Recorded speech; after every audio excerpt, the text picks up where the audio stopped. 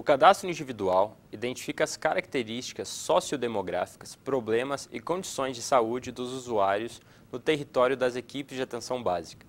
Este cadastro é dividido em duas partes. Na primeira, ficam as informações de identificação e sociodemográficas do usuário. Já a segunda parte é um questionário sobre as condições e situações de saúde autorreferidas pelo usuário. Neste vídeo, vamos destacar os campos da nova ficha de cadastro individual que podem gerar dúvidas durante o preenchimento. Informações completas sobre o preenchimento de todos os campos encontram-se no manual do ESUS Coleta Simplificada, disponível no site do Departamento de Atenção Básica. O primeiro bloco do cabeçalho de todas as novas fichas de coleta de dados é destinado à identificação e controle da digitação. Os campos digitado por, data e conferido são para controle da digitação dos campos no sistema. Já o campo folha pode ser utilizado pelo profissional que realizou o cadastro para organização e registro do seu processo de trabalho. O segundo bloco do cabeçalho é exclusivo para a identificação de quem realizou o cadastro e em que microárea reside o usuário cadastrado. É necessário inserir número do cartão do SUS do profissional que realizou o cadastro, os códigos do Cadastro Nacional de Estabelecimentos de Saúde, referentes ao número de identificação da Unidade Básica de Saúde, e ao número de identificação da equipe de saúde. Por fim, deve ser inserido o código de identificação da microárea do domicílio cadastrado e a data da realização do cadastro. O primeiro bloco é de identificação do usuário cidadão. Ele é destinado a registrar informações de identificação e contato do indivíduo cadastrado. O primeiro campo registra o número do cartão SUS do usuário cadastrado. Já no segundo, deve-se informar se o usuário é ou não responsável por seu núcleo familiar. Caso o usuário cadastrado não seja o responsável familiar, os campos número cartão SUS e a data de nascimento do responsável devem ser preenchidos. Na sequência, são informados o nome completo, o apelido ou nome social, sua data de nascimento e seu sexo. Apelido ou nome social é a forma ou nome pelo qual o usuário é conhecido. Após preencher o sexo da pessoa, deve-se solicitar que a mesma se autodeclare branca, preta, parda, para a pessoa que se autodeclara mulata, cabocla, cafusa, mameluca, morena ou mestiça, amarela, para a pessoa de origem japonesa, chinesa, coreana, etc., ou indígena. Essa opção deverá ser marcada no campo raça ou cor. O campo de número de identificação social deve ser preenchido com o número usado pelo Ministério de Desenvolvimento Social e Combate à Fome para identificar os titulares do programa Bolsa Família ou com o número de identificação nos fundos do Programa de Integração Social, o PIS, e do Programa de Formação do Patrimônio do Servidor Público, o PASEP. A seguir, é descrito o nome completo da mãe do usuário, a nacionalidade do usuário, sendo brasileira a pessoa nascida no Brasil, naturalizado a pessoa nascida em país estrangeiro e naturalizada como brasileira de forma legal e estrangeira, caso a pessoa tenha nascido e sido registrada fora do território brasileiro, e que ainda não seja naturalizado brasileiro e nem possua documentos de registro e identificação autênticos do Brasil. Os últimos campos desse bloco são o país de nascimento, o telefone celular, município de nascimento e o e-mail. O próximo bloco contempla as informações sociodemográficas do usuário. O primeiro campo encontrado é o de situação conjugal, seguido da ocupação. Esta informação deve conter a principal ocupação do usuário cadastrado e estar de acordo com a classificação brasileira de ocupações. Na sequência, é assinalado se o usuário frequenta escola ou creche, informando em seguida qual é o curso mais elevado que este frequenta ou frequentou. Em seguida, é preenchida a situação no mercado de trabalho. Investiga-se a inserção da pessoa no mercado de trabalho, podendo ser empregador, situação em que a pessoa trabalha explorando seu próprio empreendimento com pelo menos um empregado, assalariado com carteira de trabalho, quando a pessoa trabalha com carteira assinada para um empregador.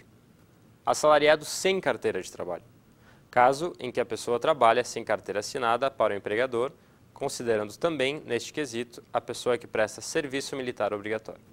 Autônomos com previdência social, situação em que a pessoa contribui com a previdência social e trabalha explorando seu próprio empreendimento, sozinha ou com sócio, sem ter empregado, ainda que contando com a ajuda de trabalhador não remunerado, como, por exemplo, taxistas e camelôs.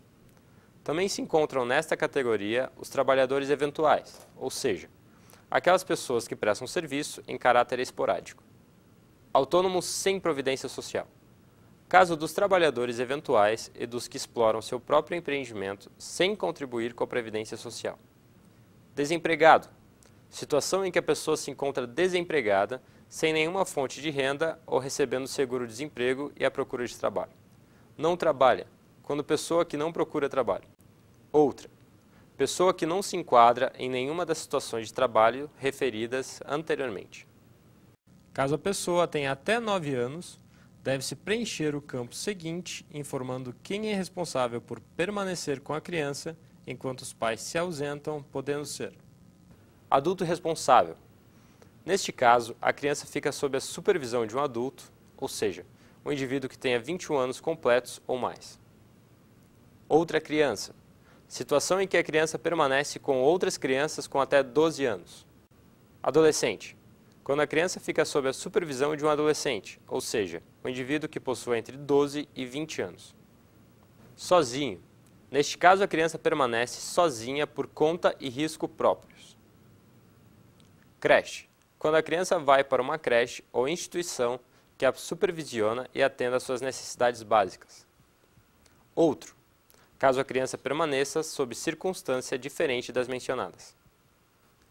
Na sequência, o usuário deverá informar se frequenta curandeiro ou benzedeiro, se participa de grupo comunitário, se possui plano de saúde privado e se é membro de povo ou comunidade tradicional. Caso a resposta da última pergunta seja afirmativa, deverá ser descrito qual é o povo ou comunidade tradicional que o usuário pertence. O campo seguinte possibilita o registro da orientação sexual e é facultativo. Caso o usuário opte por informar a sua orientação sexual, deve-se marcar a opção, podendo ser heterossexual, gay, lésbica, bissexual, travesti, transexual ou outra que não se enquadre nestas opções.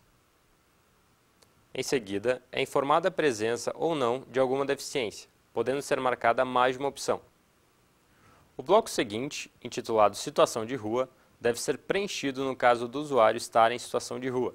Devem ser informados o tempo em que ele se encontra nessa situação, se o usuário é acompanhado por alguma instituição, se recebe algum benefício e se possui alguma referência familiar. Finalizando o bloco, deve-se informar se o usuário visita algum familiar com frequência, informando o grau de parentesco. O campo é de preenchimento livre. No entanto, o sistema deve identificar o grau de parentesco, podendo ser avô ou avó, pai ou mãe, filho ou filha, irmão ou irmã, cônjuge ou companheiro, tio ou tia, primo ou prima ou outros. O bloco seguinte é um questionário autorreferido de condições e situações de saúde, onde o usuário começa por informar se é gestante ou não, e, em caso de resposta afirmativa, indicar qual é a maternidade de referência indicada pelo município para a realização do parto. Na sequência, o usuário deve informar sua percepção em relação ao seu próprio peso, podendo ser abaixo do peso, peso adequado ou acima do peso. A seguir, é assinalado se o usuário é fumante, é dependente ou abusa de álcool, é dependente ou abusa de outras drogas, tem hipertensão arterial, diabetes, se já teve AVC ou derrame, se já teve infarto ou se tem doença cardíaca ou do coração. Nesta última, marcando qual a doença cardíaca, podendo ser assinalada mais de uma das seguintes opções: insuficiência cardíaca, outro ou não sabe. Caso o usuário tenha ou já tenha tido problemas nos rins, deve-se informar qual o problema, podendo uma ou mais das seguintes opções: insuficiência renal, outro ou não sabe. Se a pessoa possui alguma doença respiratória, deve-se indicar uma ou mais opções, entre asma, DPOC, enfisema, outro ou não sabe. O usuário deve informar também se tem hanseníase, se tem tuberculose, se tem ou teve câncer, se teve alguma internação nos últimos 12 meses, preenchendo o campo com a causa ou causas da internação. Em seguida, deve ser informado se a pessoa fez ou faz tratamento com psiquiatra ou teve internação por problema de saúde mental, se está acamado, se está domiciliado e se usa plantas medicinais. Em caso positivo, deve ser informado quais plantas utiliza. Em seguida, deve ser informado se a pessoa usa outras práticas integrativas ou complementares além das plantas medicinais. No último item do bloco de condições, situações de saúde, deve ser preenchido se o usuário possui outras doenças ou condições de saúde não citadas anteriormente, informando quais. Podem ser informadas até 3 outras condições de saúde. O bloco seguinte fornece informações complementares sobre os usuários em situação de rua, perguntando quantas vezes se alimenta ao dia, a origem da alimentação do usuário, podendo ser marcadas mais de uma das opções disponíveis. Por fim, informa-se se o usuário tem acesso à higiene pessoal e qual ou quais recursos estão disponíveis, podendo ser marcadas mais de uma das opções. O termo de recusa é preenchido apenas quando os residentes no domicílio se recusam a fornecer os dados para preenchimento do cadastro. Cabe reforçar que a recusa em fornecer os dados não implica, em hipótese alguma, no não atendimento do cidadão pela unidade de saúde.